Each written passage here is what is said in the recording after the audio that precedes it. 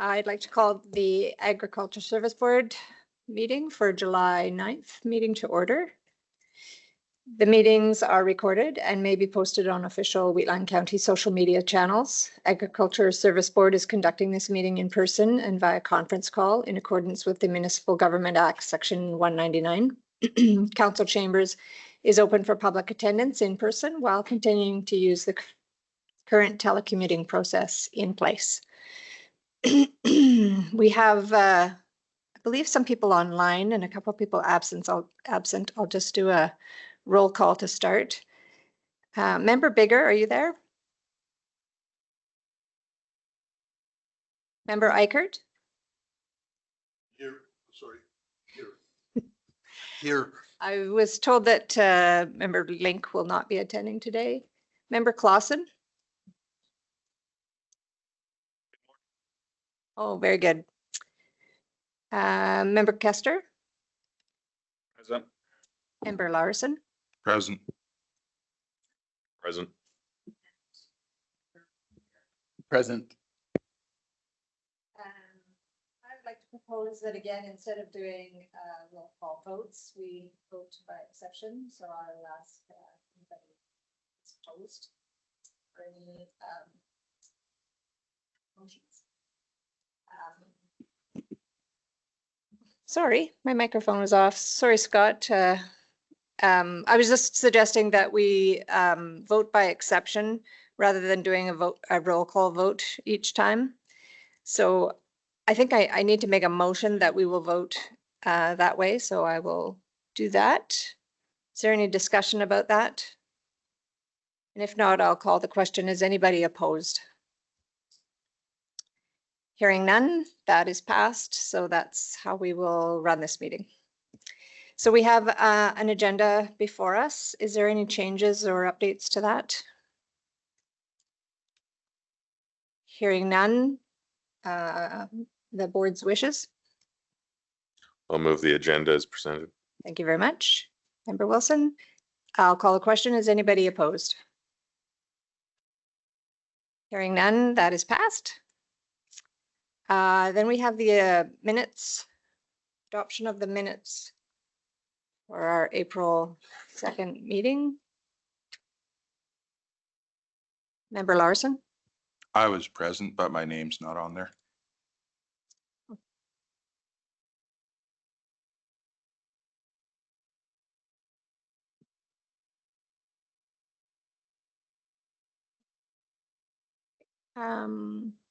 Okay, so we can make that correction, and would you like to move the minutes as amended then? Yeah, I'll move the minutes as amended. Okay, thank you very much. Then I will call the question. Is anybody opposed? Hearing none, that is passed. Thank you very much. All right, we have a presentation this morning. So I would like to welcome Mike Murray, Executive Director for the Bow River Basin Council. Welcome, Mike.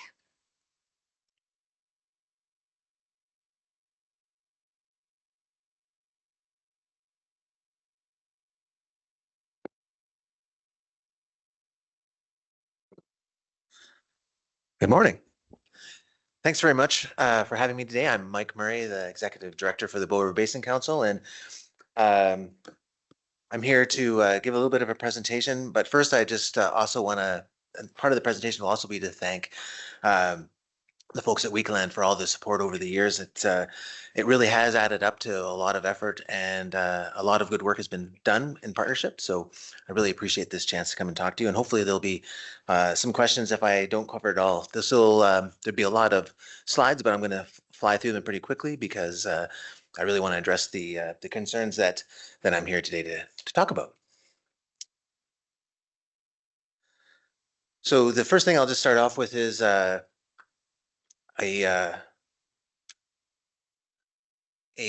quick little graph that we've just developed, and this is part of some of the work that we do as an organization. Is we try and take research and science and break it down into more digestible pieces of information that someone can easily start looking at some of the challenges in the Bow Basin in more digestible fashion that those that aren't doing research all the time. So a challenge that we have is that we do a lot of research, but we don't necessarily find a great way of getting that work out to others to understand more about their watershed. So just quickly in this graph, it shows a little bit about the hydrology of the basin, the importance of groundwater flow, some of the influence we have from our 15 weirs and dams on the river, as well as the irrigation season and when that's drawing. And it also gives a few other little pointers about the limited glacier melt that we're receiving in the Bow and when the kind of the rainiest times of the year are normally in average years. So I think most people know, but the kind of the vision and the way that the BRBC operates is just to find a balance between the challenges in the world. It's often been discussed at the board level and other levels that, you know, we are a watershed management planning organization. We're not necessarily an environmental organization. That the environmental piece is very important to the work that we do, but we really are trying to find that balance between how do we continue to prosper and grow by making better decisions today that will influence hopefully more prosperity in the future. And the Bow River Basin Council is run by our membership. We are a membership-driven organization, and they're the ones that elect our board. And I just wanted to kind of highlight on our board, we have a kind of a diverse set of skills and working areas. So not just in specific industrial sectors or commercial sectors, but also in where those folks work and play and live in the basin. So we have quite a range of folks that live upstream and downstream of Calgary and in Calgary itself. And with the 500 members and our 900 active participants, we have 3 staff that support the work that they're doing. We have 4 kind of main organizational roles, but it all kind of centers around the Bow River Basin Council's ability to bring people together to talk about stuff. There's no way that one single person or a few people will be able to understand all the perspectives, all the nuances that go on with water management. So we really do rely on our membership and partners to come in and help us understand the full problem, how to talk about it. And it's always been appreciated at the council that not everybody at the table has to agree, but everybody has to be heard and listened to, and that discussion has to be part of the process when we're finding solutions. A little bit of the core work that we're doing, and this is the work that we take from our kind of our annual finances, and this is the kind of stuff it goes into. At the very top is our quarterly educational and networking forums. Those are excellent ways for our members and partners, and as well as experts in the field, to talk more about what's happening in their part of the watershed and to help the membership learn more about the watershed and what's going on. But it's also a great way for folks to network and talk to each other and learn from their colleagues and have that important dialogue around what are the challenges, what's been tried, what hasn't been, what can we learn from each other, and how can we work together. Science Forum is a little bit more technical, and our legislation and policy workshops are generally focused to the municipal folks that work in the municipal realm. The last 3 that we did were on, the first 2 were on drought, obviously a very important topic, and we provided a wide spectrum of information, and it allowed municipal councilors and staff and others to have those conversations around what the challenges are and what may be the next steps to address them. Of course, we have working committees, and I will talk a little bit about the State of the Watershed report. And we have done watershed management planning in the past, but also want to mention that the council doesn't work in isolation. We actually support quite a lot of our other organizations by doing projects, research, and also helping some of our stewardship groups get past some of the capacity issues by providing them the software and the hosting abilities to have their own state of the watersheds and their own ways to get their information out. And of course, very important, it's at the bottom of the list, but it's not at the bottom of our priorities, is our education and outreach. We've supported the Elbow River Field School and the Bow Field School studies for over 20 years now, and we've seen over 30,000 students and volunteers go through that program. And I've actually been humbled a few times with folks coming up to me after an event or something and telling me that they went through this program when they were in grade 9, and this is one of the things that influenced them to take a career path into the sciences. Just to give you a quick idea of what I mean about our legislation and policy committee meetings and our workshops. As you can see, we have a broad spectrum of experts and folks who have perspectives up and down the basin. So we try to cover every sector and every type of use of water. And the whole intent is to work together and solving some of these challenges. We're also part of the Interbasin Watershed Coordinating Committee, which looks at water quantity, things like apportionment. Are we meeting our WCOs, and working with the province and others to get the key messages out about where they can find more information about drought and water quantity and quality, and where are the best places to go to if they have information about a certain topic around water and water management.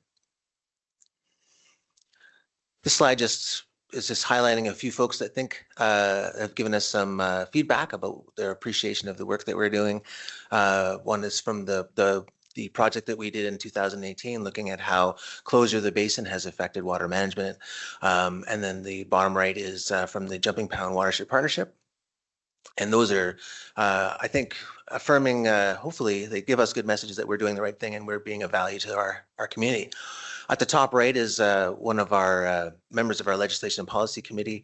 He originally came to us as a councillor from the MDU Bighorn and is still now participating with the Legislation and Policy Committee because he sees great value in participating, but also to help us understand more about his industry, which is cattle ranching.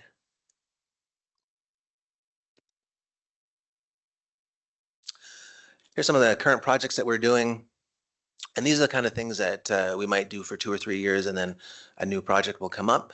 Unlike the core stuff that which we do every year, and is part of our kind of getting the organization ready to take on some of these projects, and it allows us to reach out to our communities to see what might be the next thing we should do. So we're working right now on with the University of Calgary and the province, looking at how water moves through the eastern slopes, both as groundwater and surface water, and in many cases they're essentially the same thing. Looking at timing, climate change, and how that might affect our management decisions in the future. We do support working with West Fraser and with FRIA funded programs. We do monitoring and cabin monitoring out in the watershed for our stewardship groups.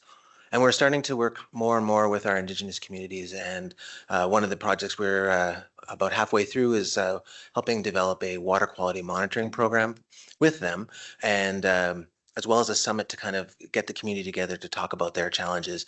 And the whole point of these things is to get people to know a bit more, and maybe a bit of data sovereignty. And they can take their own data, and they can be the controlling of that.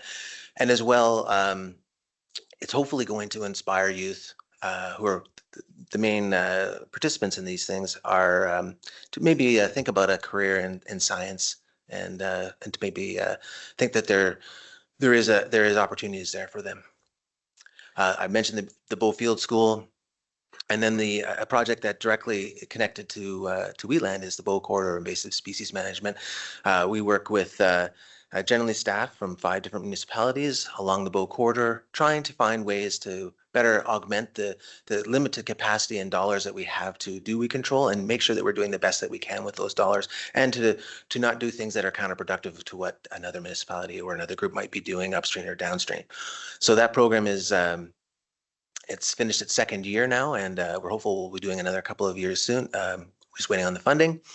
And one of the major tools out of that is kind of what we've created as a decision support tool, a matrix that shows where the weeds are, when they have been controlled in the past, all the data that we have on them. And a lot of that information comes from the municipalities as well as iNaturalist, to kind of give us an idea of what we're looking at and how are we going to tackle this problem. So I'm going to talk a tiny bit about the state of the watershed. I believe that is mentioned, I think directly mentioned in the letter, kind of in our perspectives. And as well, I want to talk to you a little bit about the environmentally sensitive areas dashboard. Was something that was created by a group that no longer exists, the CMRB. But we think that there might be some potential for communities outside of that region to expand and augment that tool. And all the tool is meant to do is bring everybody up to speed of what kind of things to consider when a proponent is bringing a plan to a regulator. There's kind of an oranges to oranges discussion instead of everybody trying to catch up to what's happening in that area. It's hope to hopefully make it more efficient and quick. So this is the tool I was talking about, the bow invasive species coordination. As you can see, there's the dots are just representing where we have data and what types of plants are there, when was it last treated, and those kind of things. So it really does help everybody kind of understand what the whole basin is looking like and how to best tackle this challenge that is affecting us all. This is a sample of the environmentally sensitive dashboard. It has kind of four main things it looks at. It looks at water, species and habitats, biodiversity, and other ecosystem services. And this is the type of tool that is it's at a very high level, and it's not intended to be a barrier to development or anything like that. It's just intended to increase our knowledge of what features might be there and what we might want to plan around. So one of the things I was hoping to take a little further after this meeting is the groundwater. We have a groundwater monitoring committee. It's kind of taken a look at the current groundwater monitoring networks that we have in this area, and it would like to expand that a little bit, because the more we know about the groundwater, the better we are able to manage it. So how the program works is we train landowners to monitor their land. We provide the equipment to measure water levels, and with training, we hope to encourage folks that live on the landscape to do some monitoring and help expand the current knowledge of what our groundwater conditions are like. These are some of the folks that work on that committee. And so we have some technical expertise, and as well as folks that are already involved in the program. And for instance, Alan Brakey has his own monitoring site in his land, and it is proven to be pretty interesting. You can see some of the patterns of rainfall and determine which groundwater wells are kind of associated with precipitation and which ones are coming from a different source. As well as asking for this help from landowners, we're also providing information to better help landowners understand what the groundwater conditions are and what water wells can experience. So this is something we've spent a lot of time on. We've spent about, I think we came in 2022 to talk to you about the beginning of this project, and now we're finally completed it. Having said that we've completed it, it's never going to be done. With over 100 different contributors and about 6,000 in-kind hours putting this together, we still recognize there are areas that we can bulk up. And I think from our recent communications, this might be an area where we're hoping that we might be able to engage you to get a little bit of help in making the state of the watershed as good as it can be. So we look at the basin in multiple scales, basin-wide and also by sub-basin. These are some of the folks that have helped us write the chapters. And so we really do rely on our in-kind support from our partners to get these types of projects done on their own. A group like the Bow River Basin Council would have a hard time putting something this comprehensive together. I'm going to give you a brief description of our water quality chapter, but it's going to take a little bit just to give you some context around how it was decided. These are the folks that helped us. Well, didn't help us. They did write it with the help of the consultant Lauren Thompson at the bottom. And we also have to explain that things like concentration don't tell only the whole story. There's also an amount of thing called flow and flux. So it's really about how much of something is moving through a river, not just what the concentration at a certain period of time is, because as we saw in the hydrograph, there's low levels and high levels of river water. So it's going to change your concentrations. So the thing that we try and do in the water quality chapter is provide a brief overview. And of course, all this information can be, you can go down the rabbit hole if you wish, and you can learn more about that area and more about the components of that area. But we give a high level kind of understanding of what's there, what are the uses in that area. And then we provide a little bit of an overview of the water sampling. And the other thing I need to point out is these box and whisker plots, although loved by water quality experts, are sometimes hard to explain to the people that don't use them all the time. The colors have no reference to good or bad. They're strictly in reference to how different are they from the historical average. So if you see a yellow or a blue, it doesn't mean good or bad. It just means that it's a certain percentage away from the historical average. And that might be changing over time anyway from things like climate change and other factors that are changing the river. So really the intent of this water quality report isn't to point a finger at one individual sector or industry. It's more just to say this is what we're finding in the river. And it's really to stimulate that the next conversation is what are these challenges and how do we work together to solve them? So then the reach 4 it seems like Wheatland kind of is squeezed into 2 reaches. So we split the whole river into 5 reaches, and there's no great perfect way to do it. So we're always going to run into this kind of a problem. But again, we just give a little bit of an overview of what you find in the area. And then we talk a little bit about what the water qualities are. And it seems in this case, it's actually not that bad. We do know that concentrations increase as you work from west to east. That is a natural occurrence if humans weren't even here on a river system. And we talk about chloride concentrations. And of course, a lot of that are coming from urban uses. We have to balance our need to be safe on the roads with the needs of the environment around us.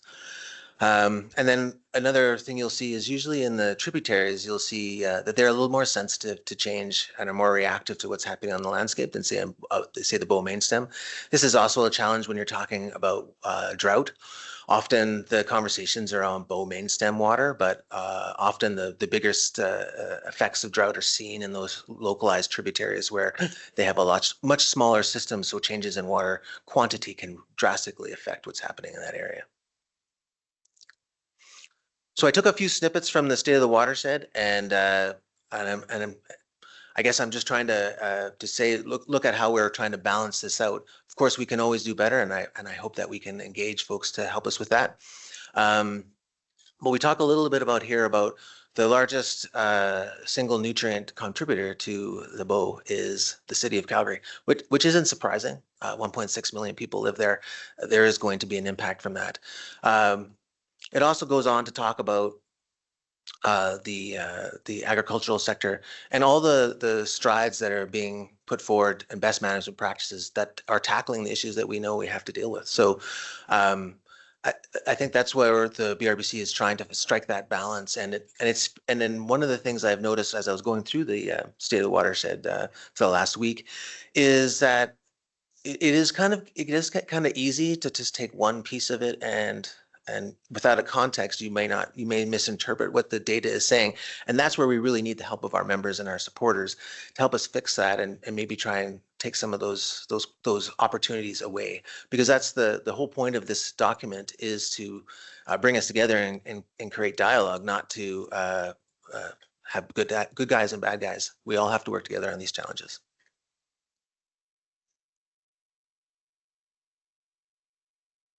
And we talk a little bit about that more in some of the dialogue afterwards. Talk about how the city of Calgary is a big influence, but also the importance that we're going to see from irrigation and agriculture in terms of water management in the future. Conservation has played a big part in how we manage our water. I know irrigation districts have saved a tremendous amount of water, the largest amount of any user in the Bow River over the last 20 years. And that is maybe making a little more room for others to enjoy some growth and hopefully not limited by the limited water supply that we have in this river. Okay, so this last one is just really to thank you for all your support. Hopefully make the point that we are trying to manage this as an inclusive effort. Everybody's involved. We hope to engage as many people we can in this activity. We're always looking for new work and ideas. Part of the State of the Watershed is to take what we would call sample facts or little stories from different organizations and let them tell the story of how their industry, their sector is working in water management, how they're being good stewards of the watershed. And we already have quite a few in there, but there's always room for more. So if there's any ideas there, and of course, as well, as I mentioned, those 2 projects with the groundwater monitoring and the environmentally sensitive areas dashboard. Yeah, and the last point we'd like to make is, and I've already made the first one, that we're trying to find balance as an organization. We understand that the challenges of a rapidly growing population and the competing needs for land that we need to for agriculture and land we need to for homes are often competing. And so how do we find some balance, get that dialogue going about making sure that we can remain prosperous into the future? Some of the ways that that people can get involved with the Bow River Basin Council, and there are no bad times to connect. There is no time commitments. If folks have a little bit of time to tackle one individual problem and then they want to step back, that's totally fine with us. That's how all of our membership works. And there's always opportunities to just get in touch with us and let us know what you like, what you don't like, and how we can work with you to fix it. And with that, I would like to leave it open for a few questions. Thank you very much, Mike. Appreciate the presentation. So as you know, at our last meeting, we discussed our donation to your organization and had a couple members that had expressed some concerns about maybe that there was a lack of agriculture industry representation in your organization. I don't know if you're able to kind of address that. I see Irrigation District Association is up there as a member, but or if there's other questions from the floor, I'd welcome them at this point. Yeah, I can say from the board perspective and our membership, irrigation has been with the BRBC since the beginning, as well as many of our previous board members have been agriculturally landowners. They've been farmers. They've been cattle ranchers. And so we really do want that healthy balance. It really does. And how the irrigation districts work, they're the three of them that are part of the Bow River. And it's interesting because the Bow River waters in the irrigation districts, basically half the water stays in the Bow Basin and the other half goes to other basins. So even though those other places may not be in the Bow Basin, they do rely for their industry for water. And so it's very important that their voice is heard at our discussions. We're always trying to find that balance. How do we represent not just a specific sector, but also geographically? Because an operation in the Ghost may not be the same as down in the county of Newell. So how do you get those voices to the table? And that's one of the ways we've tried to do it through the board. And it really does come down to the membership. If they feel there's a gap that's happening, or they need something more on the board or in the direction of the organization, that's their opportunity to get involved and let us know. And how they do that is they can ask us to find people in that area, or they can produce people in that area that would give us those valuable insights that could help us. Any other questions? I just have a question related. One of your slides stated pretty strongly that freshwater salination is a big problem. Yep. What are we doing to address that? Or is that something that you're taking on in either research or addressing that with some of the cities or folks that are contributing to that? Yeah, so the salination problem is, as I said before, is likely because we're salting our roads. And it has always been a manageable problem, but it's getting to the point now where it's maybe still manageable, but we're seeing there's a limit. And with the constant growth and how fast we're doing it, other ways of making our roads safe might have to be found, or other ways to mitigate that stormwater that comes off it. So I have been participating in meetings with the province and the city of Calgary about the challenge. And I do know that within the province, there is a team looking at it right now. When that comes out to other communities to help them with that, I'm hopeful that's sooner rather than later. But that is definitely something on the radar. It's become a challenge that needs to be addressed. It's sort of similar to back in the 70s and 80s when they noticed that wastewater treatment plants weren't living up to their full potential. So suggestions were made by this organization and others, that something needs to be done. And those wastewater treatment plants in Canmore and Banff, as well as improvements at the city of Calgary and other municipalities, have made a real difference in the Bow River quality. Just got one question. I'm not sure you can answer it. I'm not sure what kind of teeth your organization has. What happens to when something like the city of Calgary dumps 150 million liters of untreated sewage into the river? Like, is there consequences to the city for doing that, or they just sort of get a ride because they're big? Well, that's certainly nothing that the Bow River Basin Council has much to do with. We work mostly on future planning and that kind of thing, not reactive. The only changes that would be was probably when we had the 2013 flood, and of course, when we had the drought conditions, the BRBC got involved, but more in a information and key messages and knowledge mobilization function. In that situation where there are exceedances to licenses, that is the regulators' work to work with that individual or organization to fix the problem and assess any future steps that has to be taken. So that's kind of outside of our realm of a regulatory role, because we are a voluntary organization. And when you talk about our watershed management plans, they can be considered decision support tools, but they become real when an organization like the City of Calgary, the province of Alberta, other municipalities take those suggestions and include them in their own plan. And an example for that would be for the water quality part of our last plan that we did. The City of Calgary did use that in their planning for what they were doing for water quality, as well as the province used that in when they were developing the South Saskatchewan regional plan.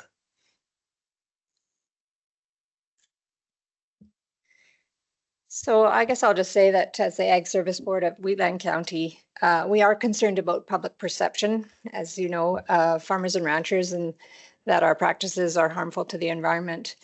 But we are adapting our practices, as you pointed out in your presentation. We're taking steps to keep livestock out of riparian areas.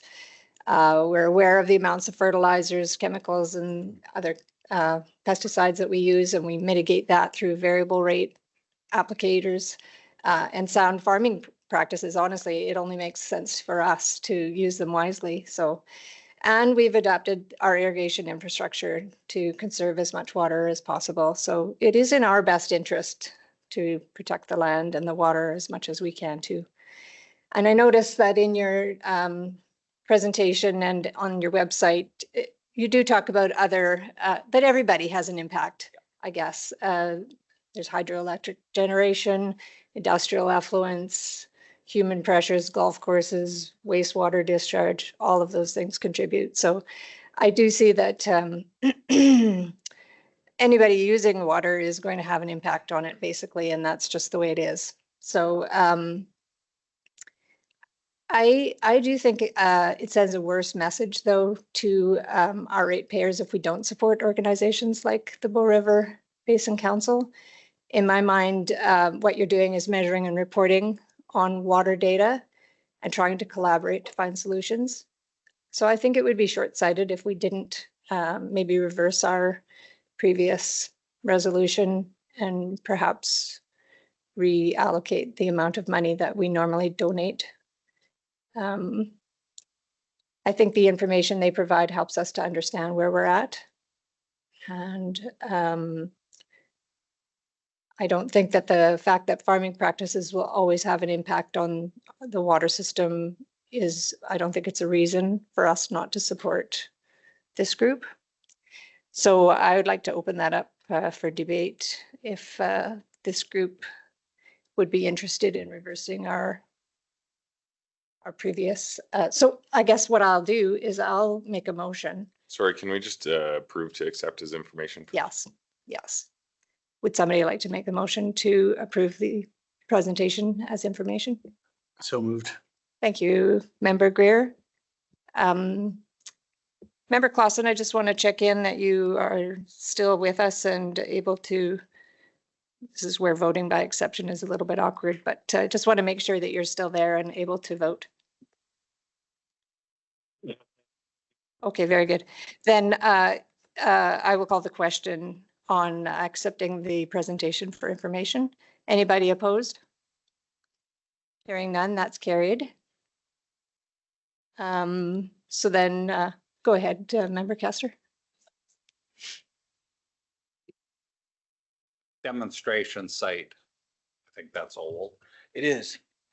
It is. And one of the things that I was trying to do, actually, I did try to do it in 2022, was to reconnect with that group. But like all groups, they kind of get active and not active. And when they're not active, it's hard to reach them. It sparked another question in my mind. we buy fertilizer. And I was talking to the fertilizer guys. And the golf courses can use a lot of fertilizer, but it's coated.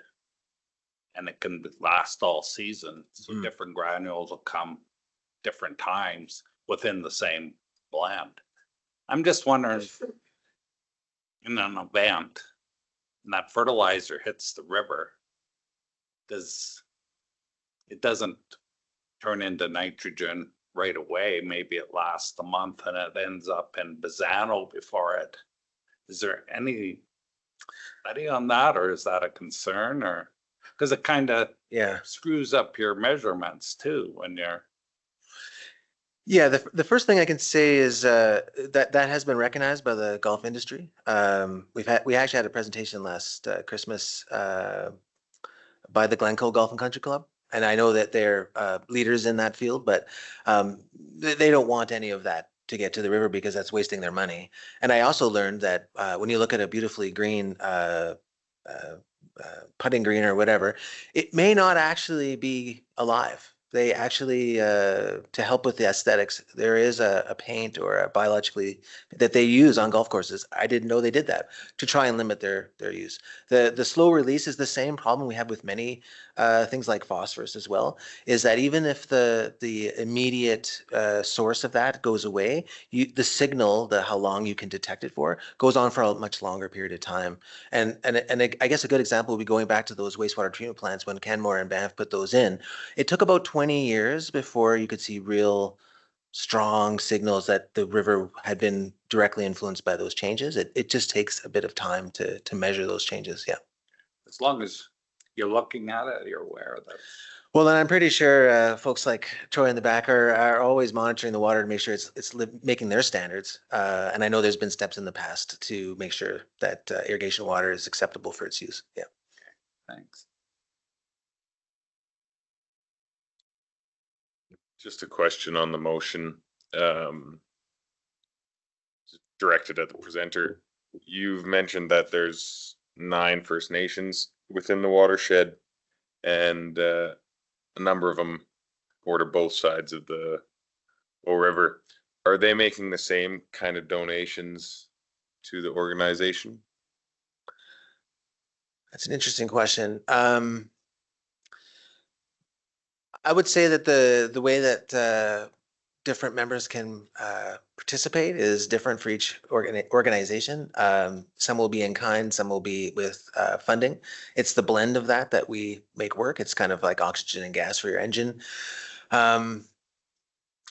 Yeah, I'd say in the most part, when we work with our First Nation community members, we work together on finding funding together. So that water quality program that we're doing, that was funding we looked for together, and we use that funding to make the program happen. So, and that's actually how it works with quite a lot of our other partners. One of the when I was thinking of talking about current projects, let's see, there's a sign up. And luckily our old logo was, yeah, there we go.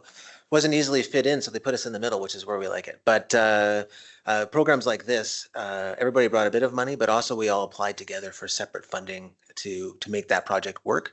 And so so there's many ways that the funding can come in. So, and it always depends on the capacity of that organization to give and the value they feel they're getting from us. So.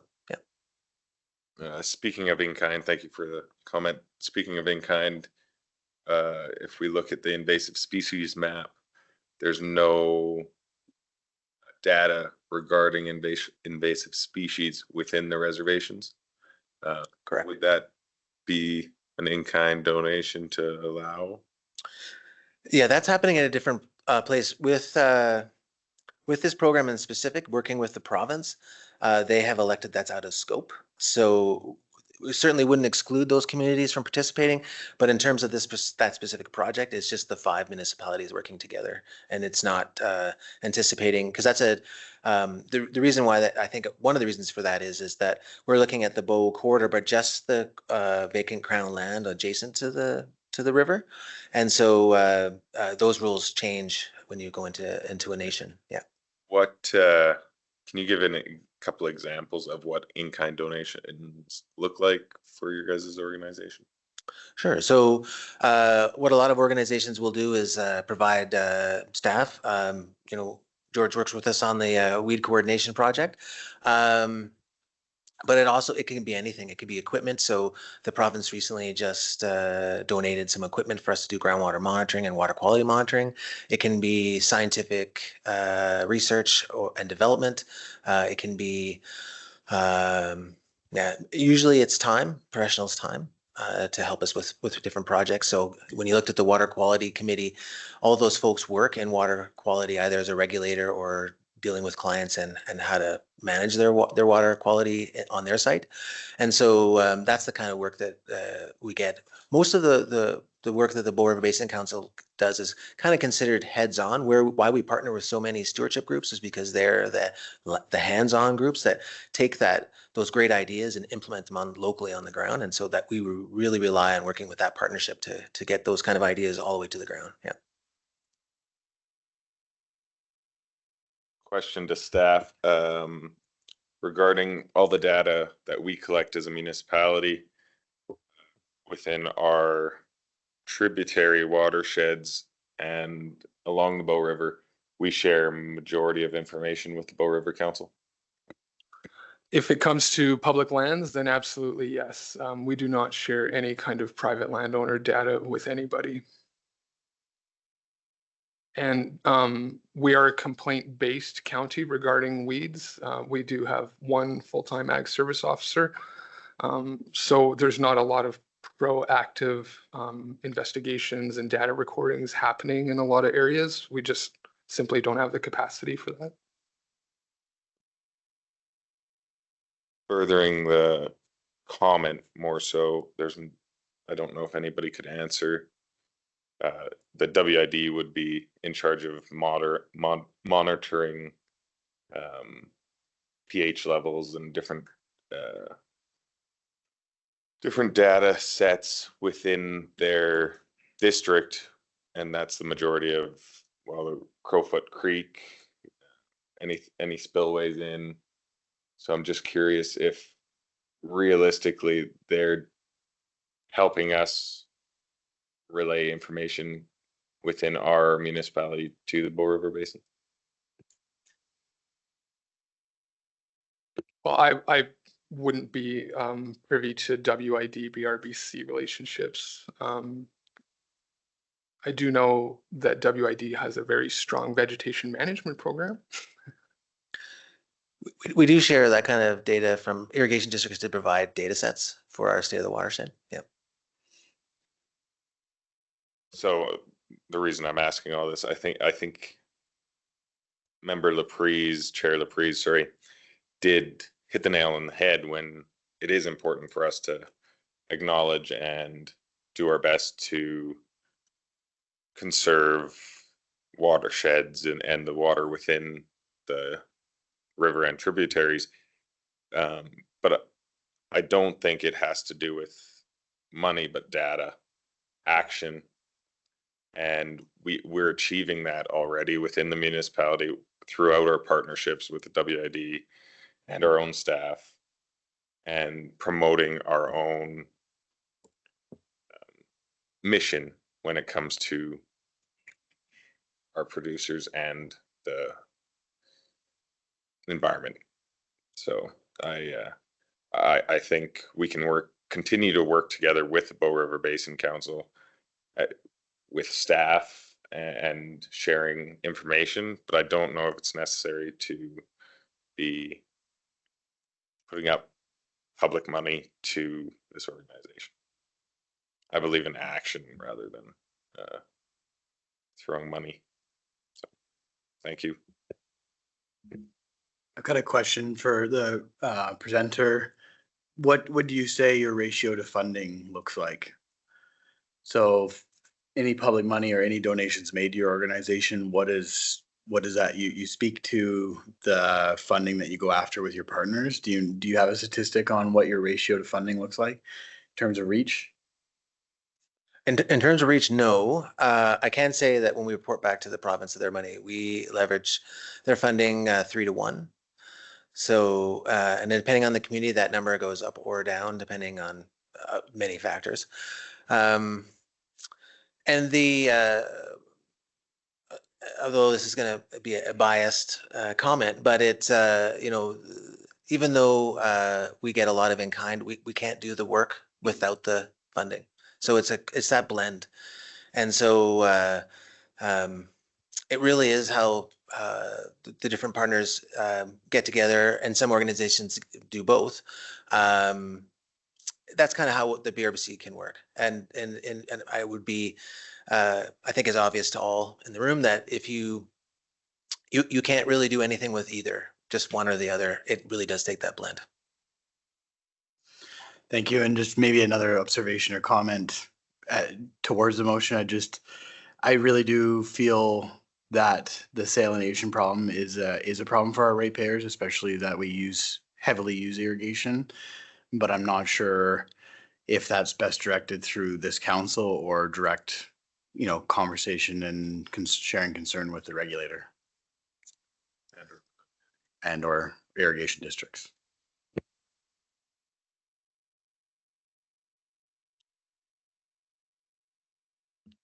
Anybody else have any comments or questions? Member Clausen, do you have anything you'd like to say? Thank you for all the information. I'm not saying Board River BRBC is a bad organization at all. I think you guys do tremendous work. I agree with Member Wilson that we do provide a lot of data, and that's what they need is data, and we have that ability, and we've been working with them for a long time. The board itself is very technical, I found in the past, and I do believe a lot of our staff are going there as needed, and I know WID is at the table as well. So, yeah, it's hard for politicians to get involved in a board like that. It's way over and above what most would bring to the table. Thanks.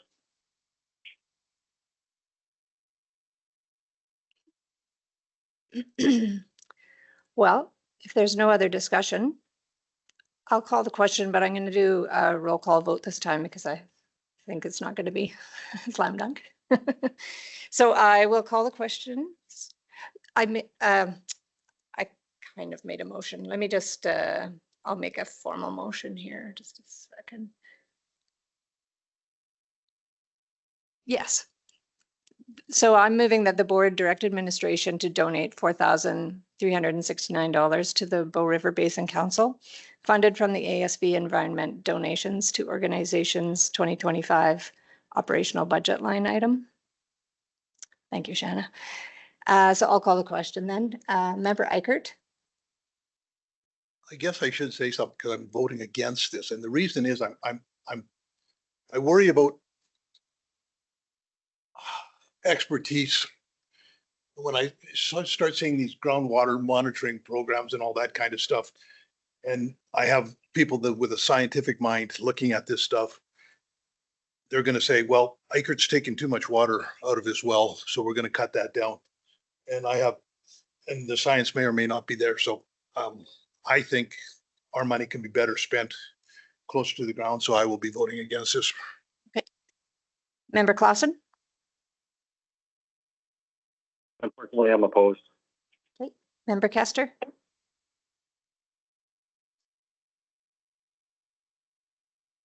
We give the same amount to Red Deer. Yes. That was last meeting. We approved that. Yes. Yeah.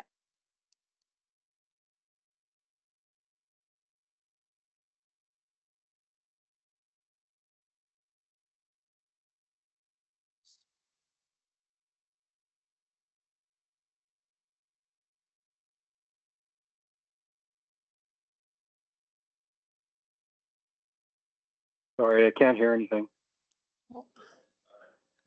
We don't have anybody, an organization monitoring the river as a whole. Could miss it till it's harder to fix, right? So yeah, I'm in favor. Member Larson. I'm going to be opposed, not because it's not a good idea, but I think the issues that are here probably belong with other municipalities and not ours. I think we're providing our fair share of the information needed and stuff, so I'll be opposed. Member Wilson Opposed. and Member Greer. I'd be in favor for this funding cycle, but I think with a lot of these ongoing councils, I think the money is better spent, or a conversation should be had with our council and our jurisdiction of where we can maybe support that with in kind, doing some more specific monitoring and evaluations of our own ratepayers jurisdiction. But for the reasons Member Kester's as spoke to, I think that there's value in the short term. Okay. I'm also for, but unfortunately it's the motion is lost. So thank you everybody for fulsome discussion, and yeah, it's very good to have democracy in action. All right. Thank you so much for coming in, Mike. Appreciate your time. We'll move on with our agenda. Does anybody need a break, or should we motor through? Oh, do you? Okay, let's go continue on then. We'll go to agenda item 2.3.1, ASB reporting and publications.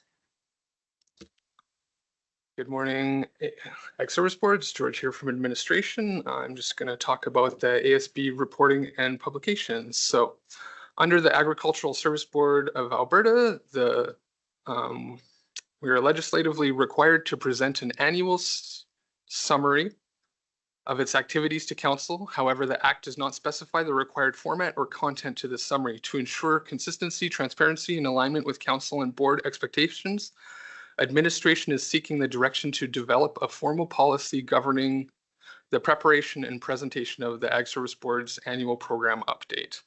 Since 2018, ASB administration has prepared the annual program update. It's a visually rich, graphically intensive, public-facing report summarizing the previous year's activities, achievements, and program statistics. I'm just not going to read through this whole thing. I just would like to point out that we do, under the legislation of the Agricultural Service Boards Act, a board must present its summary of activities for the preceding year to the council in a form acceptable to the council, containing the information required by council. And so we list some of our current transparency and reporting practices. As we all know, the ASB meetings are open to the public. They are available, the recordings are available for viewing on YouTube. I provide regular updates through the quarterly Ag Fieldman reports and also the monthly transportation and agricultural reports that go to council. And I know that everybody has seen the program updates over the years, and you guys are fairly familiar with them. So just some of the things that we have continuously put in them are ag and environment conservation initiatives, our rental equipment reporting and activities, extension and educational programming, grants, program updates, scholarship and award highlights, articles of regional interest, and vegetation and pest control efforts performed on by staff. So some of the proposed policy development include the format of the program update, the minimum metrics to be included, the timeline for preparation and submission.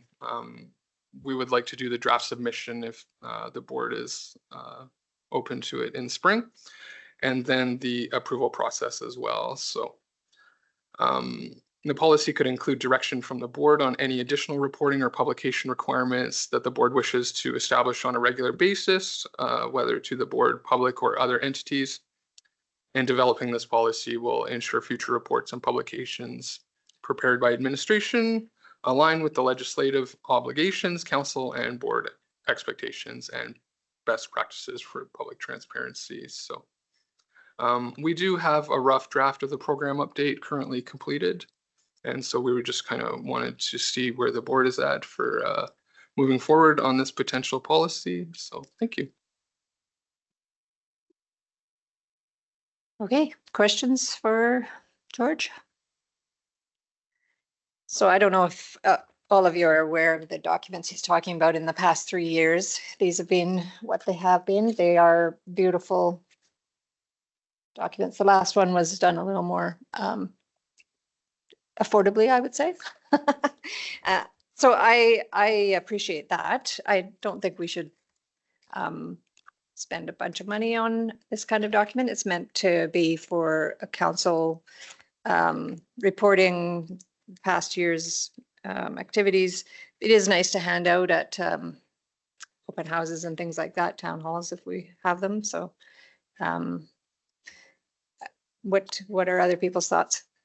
I like the content that's in it. I personally like everything that's in it. I think it's the right balance of what we're doing, who we are, what we're doing, bit of ag and environment and that kind of thing. I like that, but curious to hear everybody else's opinions. A question through the chair. Do we know like statistics around you speak to like YouTube and some of our social media channels? I've just seen in other boards and jurisdictions, like a lot of the printed material slowly weaning off just for that digital piece. Do we kind of know what is more observed, I guess, on the media side? And then in terms of the paper, sorry, I'm new to the board, so just the curiosity question is, you know, out of all the printed material, how much is left over, and can we? I think it's an important part, but as long as we're keeping an eye on kind of what the waste is, I guess. So our last version, I think we only printed 25 copies total, and we just did it in-house with the coil binding, so very minimal costs. We do post a PDF version of that generally on the website. I can't speak to how many views it gets, but I will say when I look at our ASB YouTube stats, it's often like 20 views or 10 views. So I don't know how often it gets out. I don't know. I could find that information here, but yeah, I suppose so. I'll work on both. Sorry, our last ASB from April 2nd was 32 views.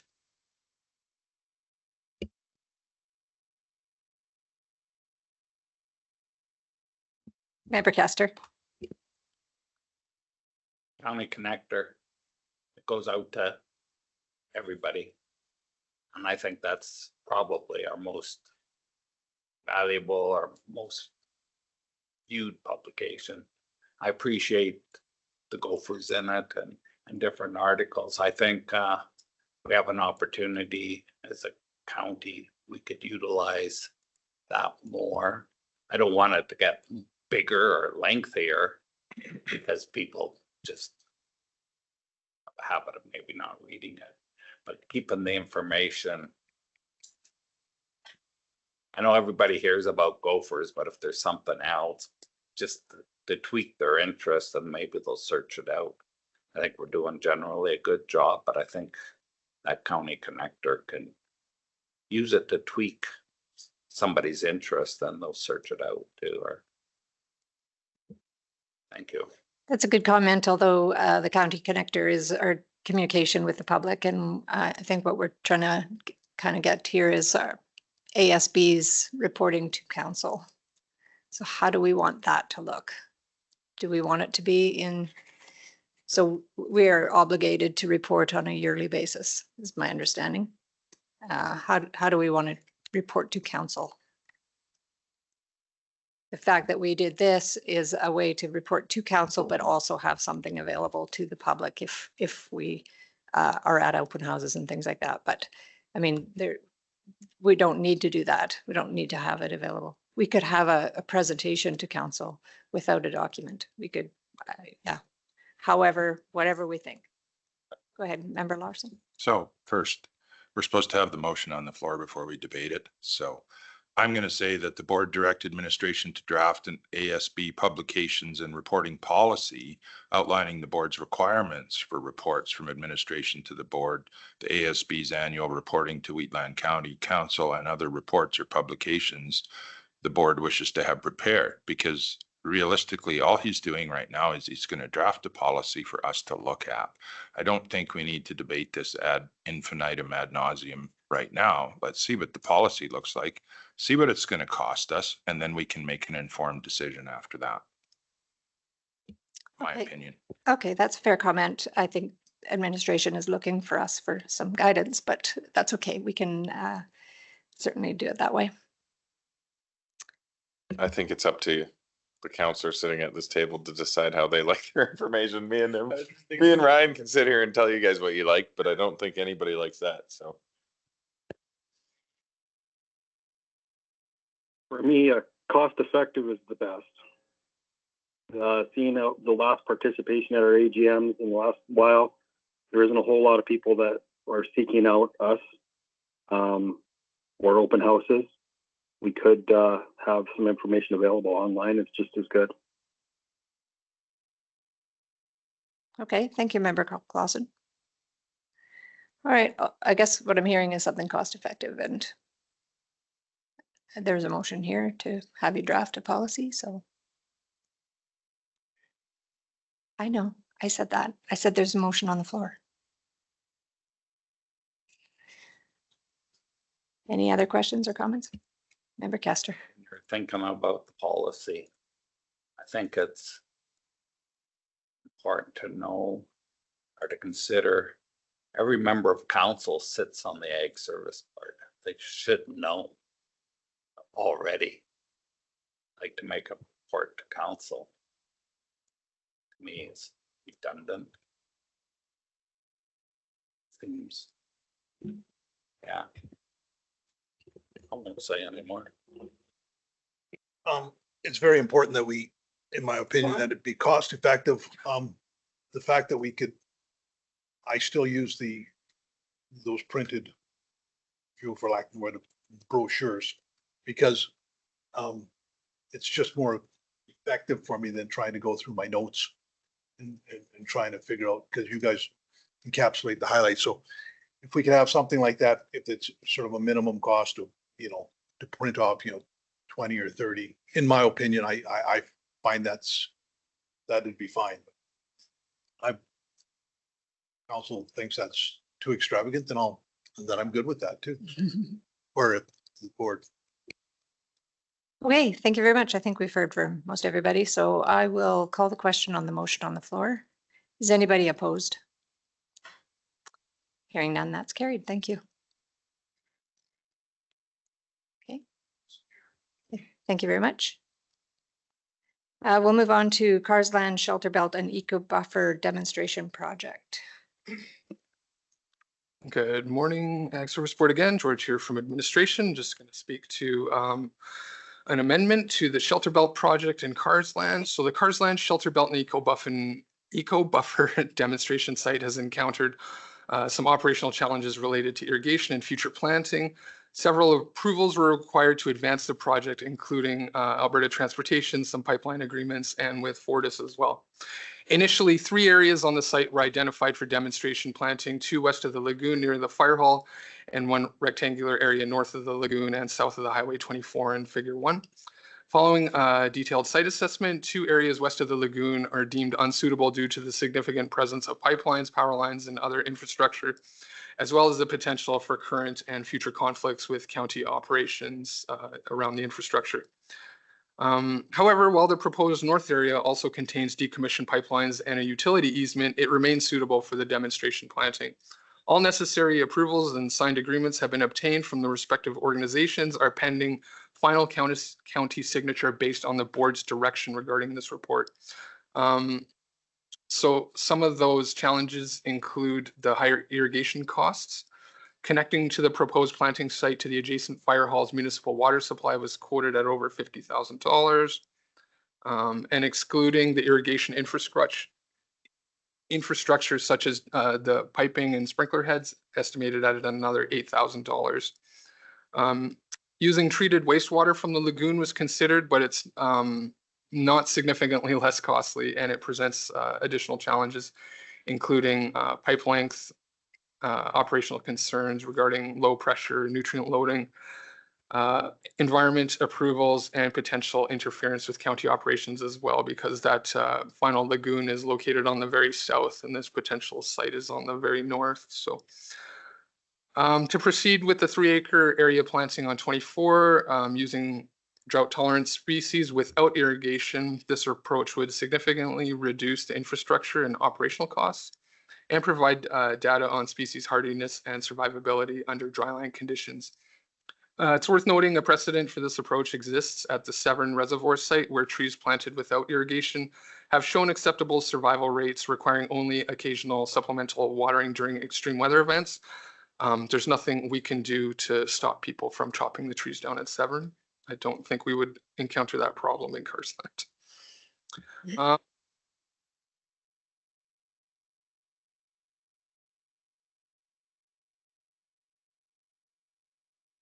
Wording could be used that the board direct administration to remove the Carsland Lagoon site from the originally planned scope of the shelter belt and eco buffer demonstration project. And conclusion, given the high cost and complexity of providing irrigation at the Carsland sites, recommended that the project scope be revised to either proceed without planting without irrigation using the drought tolerant species or remove the Carsland site from the project altogether. Thank you. All right, board's wishes. Maybe a question just about option one. We spoke to, it was kind of either or on irrigation. Just given that it's a demonstration site, was there any consideration into like a gravity system, or because it says there is potentially some labor involved with when there's hot, like supplemental watering during extreme weather events? Is there any consideration to like a hybrid where water can be delivered and then gravity fed? Just again, leaning towards the demonstration piece. I think a lot of people are struggling with the same problem when they're doing shelter belt projects or other projects. And I'm curious if that's something that we could demonstrate as part of this, or if it was considered. Through the chair, one thing that we considered was just running our truck with our 300 gallon and filling up in Carsland, sending a seasonal out there, you know, during these extreme weather events, right? Not terribly expensive to run the truck and just fill up with water. It's certainly doable. We did it for Severn for years and years. We wouldn't be expecting to do a lot of that. I think it would be fairly minimal. And I think the cost of just running that truck maybe 2-3 times a year would be significantly less than installing any other kind of infrastructure mimicking our project out here or in Rosebud. Thank you. What I really worry about is planting a tree in this country without irrigation is fraught with danger. You lose a lot of trees that way. And what does it look like when you got a county project or a project and everything's dead? And, you know, it's, you know, everybody go, well, waste of taxpayers' money, even though it is, we're trying to figure out a way to do this with a minimal amount of resources and that kind of stuff. I don't know if we give it some more thought, if there's some way to do a sort of like a passive irrigation system, like would there be such a way as, you know, if you had a large, you know, a large holding tank or something like that, something innovative like that, like and a drip water system from that, so that people that are going to be trying to grow trees in this country can go, well, that's a good idea. Like I'm good with something like that, but just sort of planting a tree in this country, like a tree needs 5 years of love before it's gonna. I mean, the first 5 years on a tree is so important. So if we could, you know, I don't know, go back to the drawing table and say maybe there's another way to do this. I sort of like that idea that, you know, that just to get water to there. There's water in the area. We know, like Carsland, it's not like we're at Severn Dam, like at Carsland, we've got services. We've got services close by. So, and I don't know, maybe, you know, if you could, you know, pump from the final effluent pond, pump up to some sort of a holding pond up there, and then do it like something like that. Like I'm not an expert on it. I just worry about the fact that you put trees on, it's going to look sort of like Origin Business Park there. You drive down the highway now and they've planted all those trees and the majority of them are dead. It looks horrible, right? They would have been better off not putting anything in there. And if the county's name's tied to it, then that makes that much worse, because I'm going to get phone calls. I have faith in staff that they choose the right species going forward. You can get species that grow with very little water. And I think both Member Eichert and Greer's concerns regarding the potential of the loss and ensuring that it's a demonstration site for residents to understand that they can achieve dry shelter belts with minimal water, but still be able to have cost-effective ways to bring water to a shelter belt. For that reason, I'm just going to put the motion on the floor that we go with option one, that board directed Min to proceed with planting the Carsland shelter belt and eco buffer demonstration site in the area north of the lagoon described in the report without an irrigation component. Just to clarify, I trust the staff will pick the right species and that it can move forward. I think that if we're calling it a demonstration project, I think if there was opportunity with this project or others to show a low labor opportunity for producers to put these in, that's where my comments come from. I don't think everyone has access to a water truck or the labor to go water trees individually. So something that's a passive system might get producers more interested in doing projects like this. However, I definitely do trust staff to move forward with the right species that don't require water. I think it's just being a demonstration. Are we clear on what we're trying to demonstrate? And if this is it, by all means, I trust staff in that.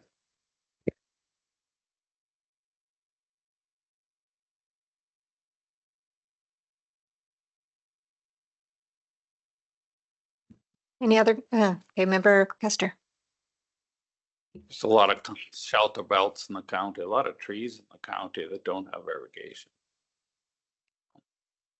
I agree with Mr. Wilson that some data which trees are better, maybe how much mulch you could have in it. I know if you let the weeds get away and grass grow up to the tree trunk, it's not going to be as healthy as, say, a 6-foot cultivated strip.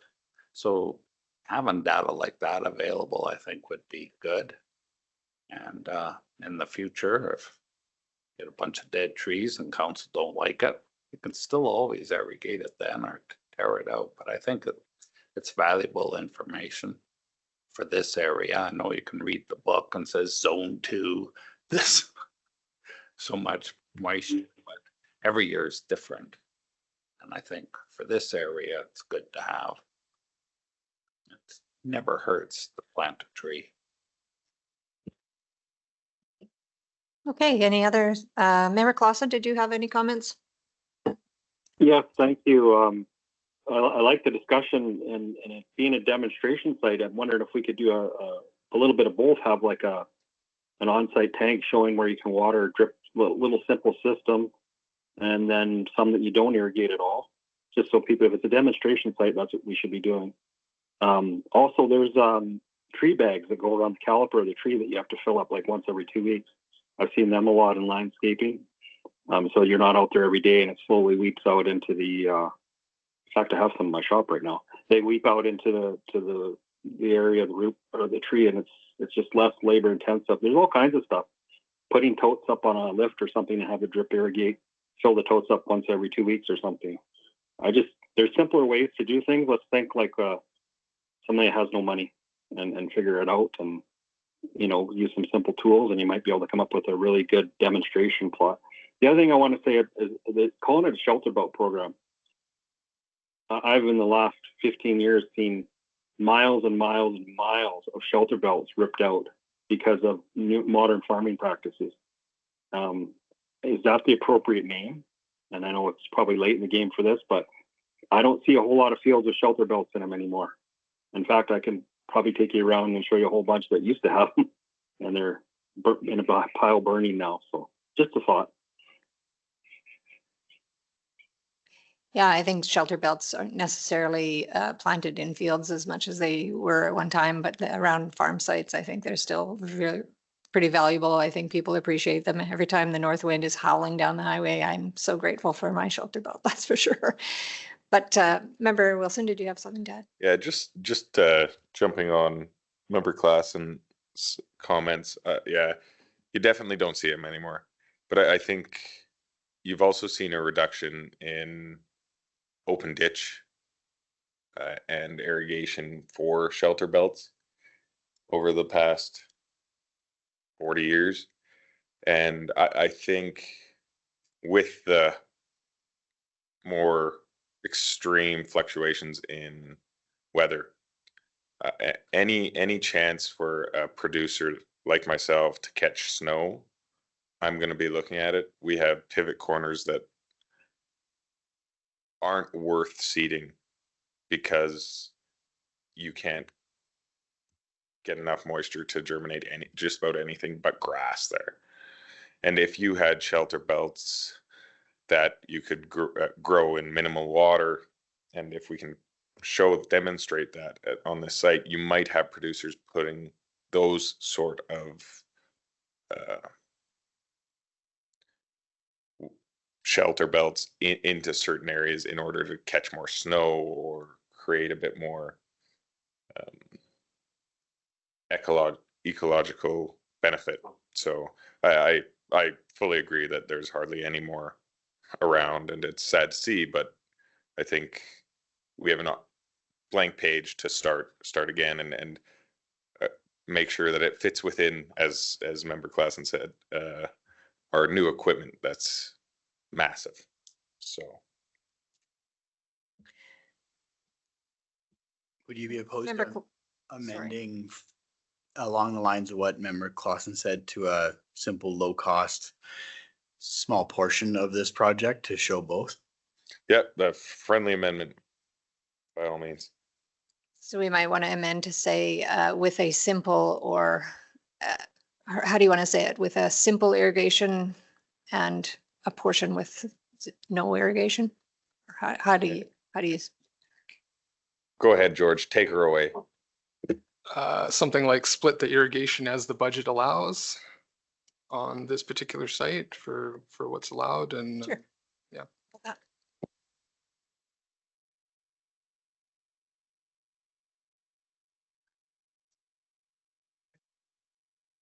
Member Kester, did you have a comment? Yeah, when you're thinking now the motion's on irrigation, I would shy away from sprinklers and do a drip thing for trees, more appropriate. And as far as the comments on shelter belts being ripped out, the function of those trees 50, 100 years ago was for soil erosion, not for moisture or anything else. It was strictly soil erosion. And with the different farming methods, it's nothing to do with the size. Different farming methods, you don't have the soil erosion, and trees have a lifespan. They just die. So just a sign of the times. Okay, we have a new motion before us that the board direct administration to proceed with planting the Carzan Shelter Belt and Eco Buffer demonstration site in the area north of the lagoon as described in the report with an irrigation component as the budget allows. Everybody satisfied with that? All right, any further discussion? I'll call the question. Is anybody opposed? Hearing none, that is carried. Thank you very much, everybody. Another great discussion. Let's move on to item number 3, moisture update. Good morning, board. George here from administration again to talk to our moisture update situation. So Wheatland County has experienced challenging conditions for producers regarding moisture levels in the past. Attached to this report are the agricultural moisture situation updates as of June 10th, 17th, and 19th. Administration continues to monitor moisture levels that have included the latest condition statement below. I do have a bit more of an updated document that just came out on the 3rd here. So we're, pardon me.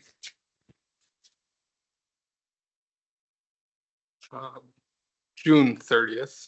And so the south area, I just wanted to read the Region 1 regional assessment here. So Region 1 South is Strathmore, Lethbridge, Medicine Hat foremost. So crops are rated in good to excellent condition, are 60% for major crops and 61% for all crops.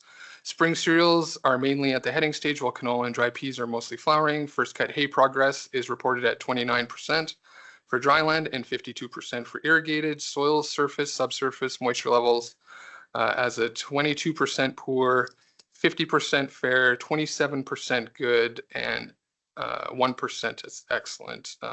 0 is excessive. And pests noted with incidents over thresholds include flea beetles, army cutworms, wireworms, and gophers.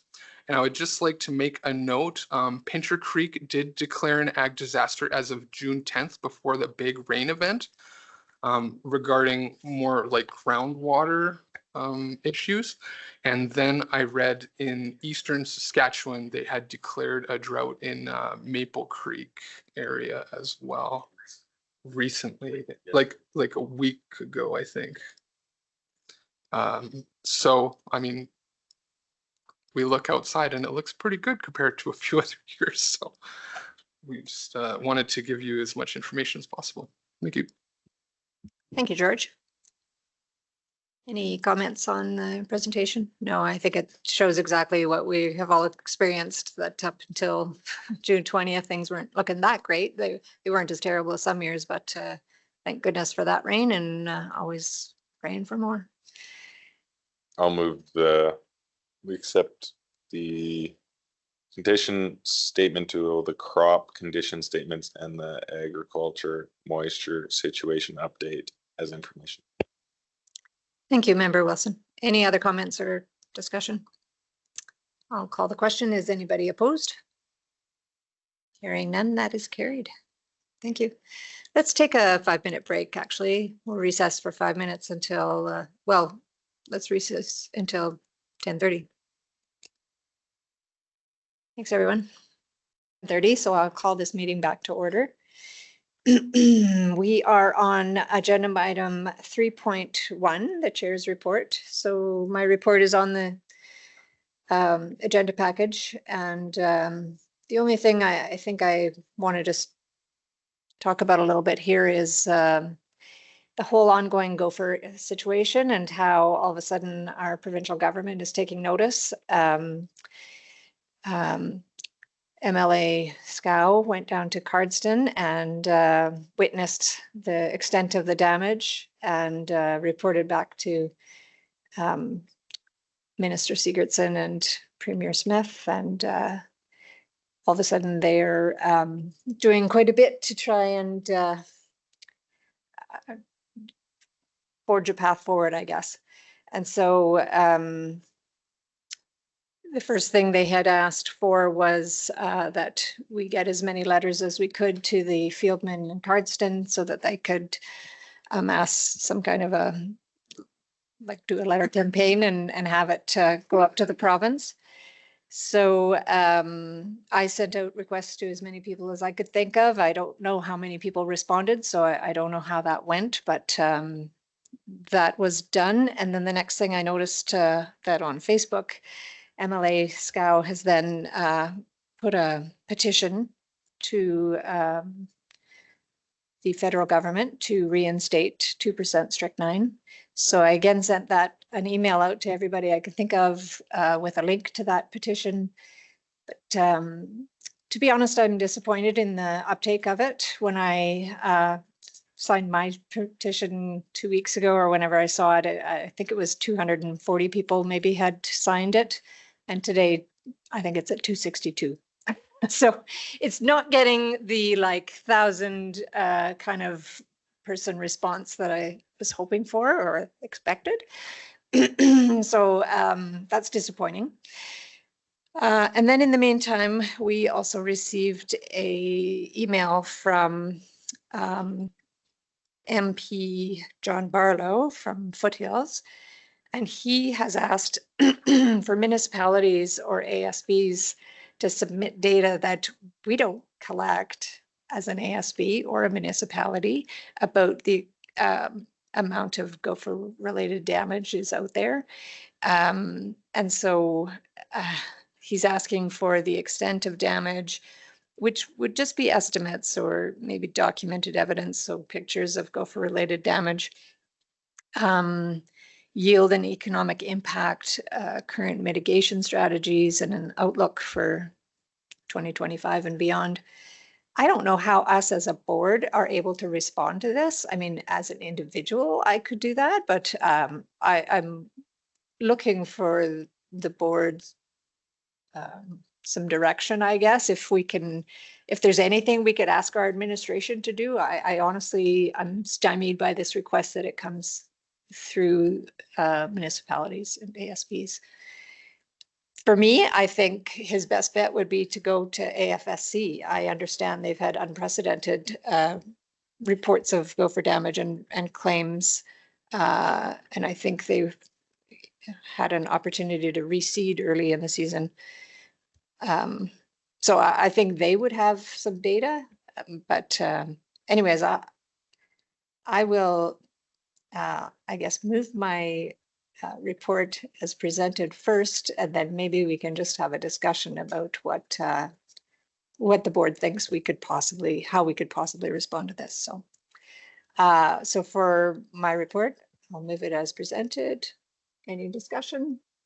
Well, I think we should approach the federal government and say these gophers are actually pipeliners, and they're actually making miniature pipelines, and maybe they'll get involved in.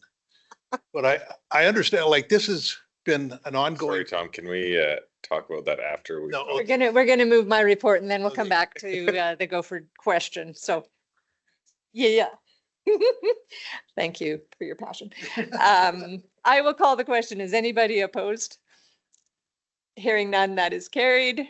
Now I'll open up for discussion on how we could possibly suggest our ASB or how we should respond to this request. I honestly don't think there's anything we can do. We have been, since I've been on council and since I've sat on this board, we have talked about, we knew that this day was coming. We know what the consequences of banning strychnine is. And unless there's some way that you can go over top the federal government's head and go directly to India and bring this product in, and I don't think that's a possibility, then it's like me signing petitions and all that kind of stuff. It's pointless. It's, in my opinion. So I'm willing to listen to anything anybody else has. Okay, Member Wilson. Question to staff. Have you guys done your field checks? Multiple field checks yet? I'm not sure what you're referring Like to. club route and everything? Oh, no, we haven't done our club route surveys yet. We start those in September. I'm just curious. I don't want to add to staff time or jobs, but if you have staff members going out to look at crops, perhaps you can, if you see gopher damage, you can take pictures and compile some sort of portfolio to show Shadow Minister Barlow and our 4 MLAs the damage that these are taking. I don't want you to go and do this as a job or put the workload on somebody if you're rolling grain bags or when they're mowing the ditches and they see something, quick photo and compile it for the municipality's use. I really don't know what else you can do other than that. But rather than, or put a post on social media asking for producers to send in pictures of gopher damage, which isn't hard. I think I could drive down the next quarter and find some. So, your house? You lost a couple lambs in the hole, did you? But yeah, that's the only thing I can think of, and it's something that I don't think we've done before is have pictures of the actual issue at hand. But Do it justice. It's like taking a picture of a beautiful lake. But your suggestion of AFSC, they would have limited data gopher damage is an insurable loss, but it's put in with your crop. So a lot of people don't even report it. It just becomes part of your average. If they would make it spot coverage, same as hail, you could have a hail rider, gopher rider, you would get a lot of good information in a short time. Good information costs money. This would be a way to get it and help the producers out to make it spot coverage, same as hail. I think you'd see what the problem is. So maybe that's the way to go, that maybe instead of doing all this other stuff, let's just write a letter to AFF and talk to our, and have that go for coverage, go for damage as a rider. Because I talked to John Barlow in Strathmore 2 years ago about this exact same thing. He asked for the exact same stuff. Not only is he not in, not only is he not in power, like this is so far away from what the federal government is going to view as anything to do. What is the fastest way to get good information? And that is it. If I can make a claim against something that I've got a rider against, then I immediately know what it is. We'd have information for next year. Tell the government to do that, or ask the government to do that. And instead of, responding to all these other useless things, just let's spotlight what we got. It's a great solution. That's on the outside right now. It seems like a great solution. I'm worried about opening up a can of worms and taking attributes from your crop insurance in and out of that policy, and what they can do with that if they want to. Right? Like I just think that's a very large picture, and I don't know the full consequences of taking certain things out of your general crop insurance. Like if they take that out, what's going to stop them from? Same as hail. If you don't have a hail rider, it's in your general crop insurance and you claim it at the end of the year on your coverage, but you could put a hail rider on. Same thing. I know it's gonna be outside of the realm, but gophers talk. I can't remember a year I haven't been fighting about gophers. Even when we had the 2% and 5%, it was always a problem. Yeah, I mean, I struggle with I remember when sprayers first come out and the salesman come around, nobody had a sprayer. I was just a little kid. And the guy says, yeah, you guys at the sprayer and you spray this 2,4-D on, a couple of years, there'll be no stinkweeds. Yeah. Yeah. You know how that turned out. In general, I struggle with strychnine as the solution for the reason member Kester spoke to it always being around, and we always have had gopher problems, but we don't have data to back up against and show that piece. And to Tom's point, the federal government won't move without data. So I think personally that pictures is a waste of time. We need some form of data. I agree with Jason or Member Wilson that it's a slippery slope when we start splitting out riders, but I think that our best bet is to approach someone like AFSC who has the government's ear and some research involved in losses that could take on some sort of strategic evaluation of the gopher population in a way that the data would support action from the federal government in whatever means that looks like.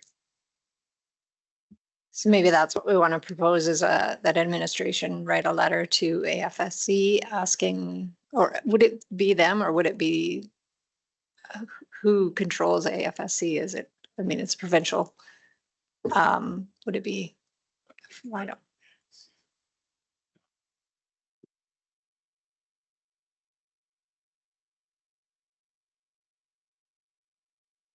Yeah, you could write to AFSC and CC our ag minister and to kind of show what it is we're looking to do, but And the 4 MLAs. and the 4 MLAs basically saying like we don't have this data.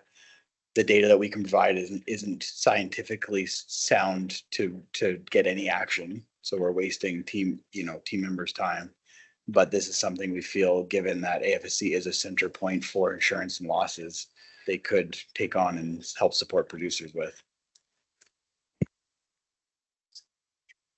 I'd just like to provide some information. I have talked to some of our neighboring municipalities about this, and most of them basically say they're not going to make a submission. There's no methodology to back this up. There's no data. They should push for a real study. One county ag fieldman told me that they will submit some information, and I track this as well. They're going to send a number of requests for strychnine and other gopher control information on. I have that kind of stuff. I track it. Another ag fieldman told me after years and years of telling us we have no chance of ever getting strychnine back, that they're not going to bother doing anything. They're just going to make do. And I worry too that even if strychnine comes back, so you guys are familiar with the Form 7 and the coyote poisons. So they've changed the rules now. They've taken it all back because of an incident, I guess. And so now they've done a review. So now we're going to have Form 7 training. And if the producer wants to get it for coyote control, they're going to have to take a course, which almost makes this unusable for us. So I worry that something like that will happen to strychnine because it had always fallen onto the municipalities before.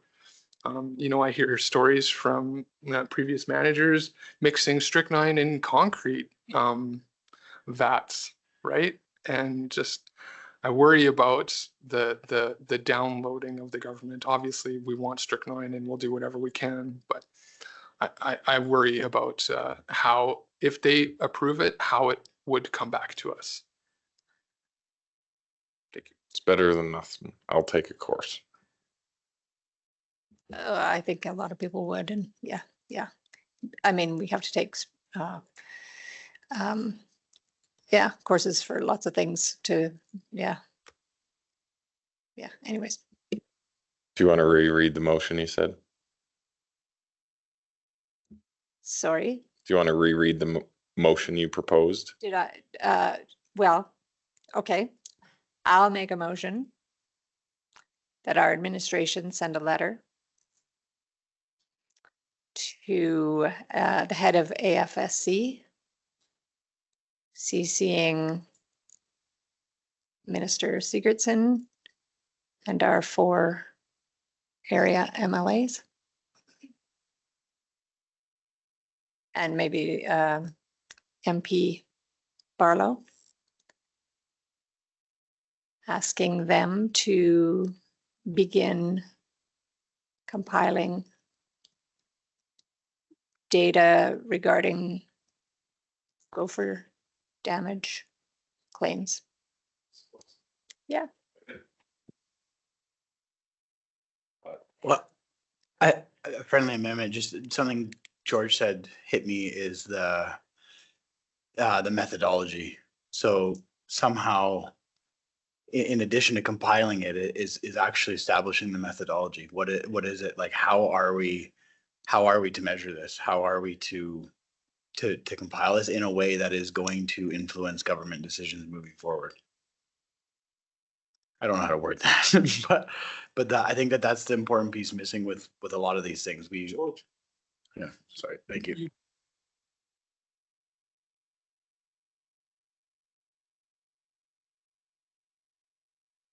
Sorry about that.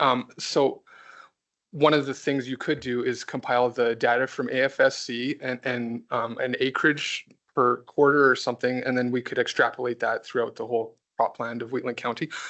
That's pretty rough and not very accurate, but it's something to start with. And we could ground truth this as well, right? So, and one other thing that you could look at too, it's very anecdotal, but those aerial surveys that we have year over year, like you can literally see these gopher colonies from our aerials year over year getting bigger.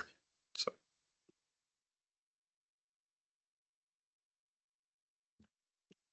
So do we want to amend the motion to say to begin developing a methodology and compiling data? Is that, yeah. Begin developing a methodology and compiling data. So then do we want to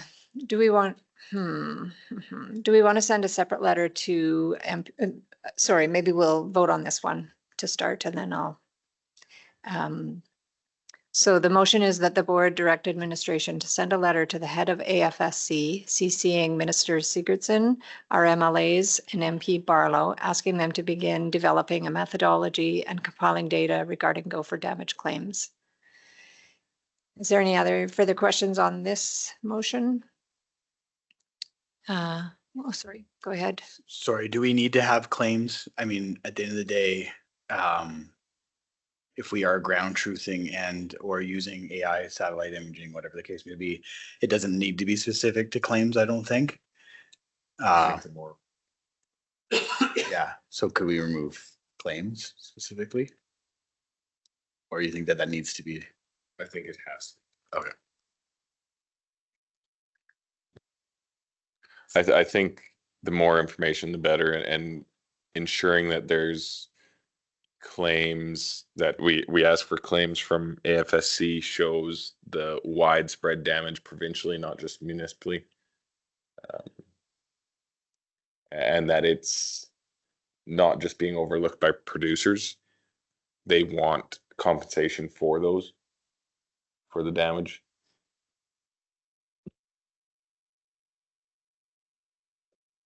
Any further questions or discussion? I'll call the question. Is anybody opposed? Hearing none, that is carried. And then I wondered if we need a further motion to specifically respond to MP Barlow, just saying that our ASB has met and discussed it.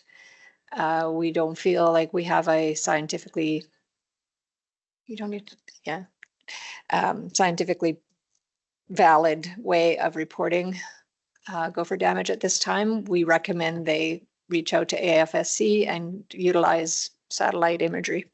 Oh, I don't know. Go ahead. Yeah, I think we can make, he'll be CC'd on this, but we can say thank you for your support in helping our producers at the federal level to reduce our gopher damage. But we don't have the data readily available in a scientific manner that is going to be acceptable at the federal level, and that we're going to make a recommendation to Minister Sigurdsson and the AFSC that we begin to accumulate this, and or maybe, who knows, maybe they'll be able to go back historically and show a trend that supports what we're trying to that we've been saying for 10 years or longer. Any other comments on that? Go ahead, George. I just wonder if you want to put the Minister of Ag, the Federal Minister of Ag on that as well. Yeah. Okay, so I'm going to make a motion that the board direct administration to send a letter to MP John Barlow and the Minister of Agriculture and Agri-Food, Cody Blowis, thanking Mr. Barlow for his request for municipal data. And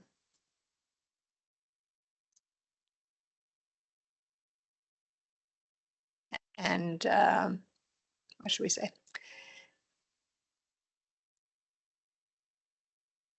And providing reasons why we aren't able to comply as discussed in the meeting.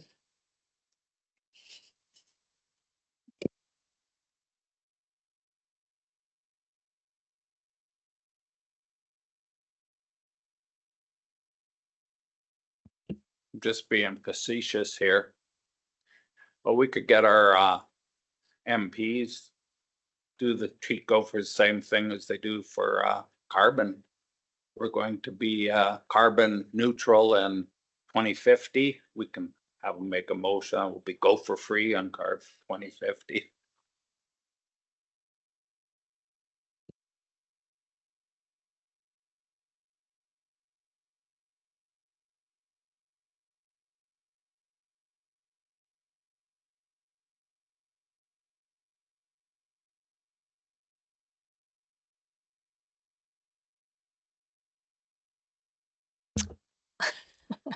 I'll call the question. Is anybody opposed? Hearing none, that is carried. Thank you. All right, let's move on to our Manager of Agriculture and Environment report. George.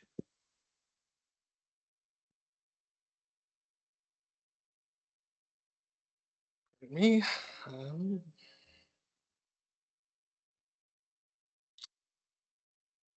There we go. George from administration regarding the second quarter 2025 Ag Fieldman report. A couple resolutions in there and the resolution tracker. So you can see generally our ag plastics program halts during the summer season. We try to keep that on the shoulder seasons and in the winter for the most part.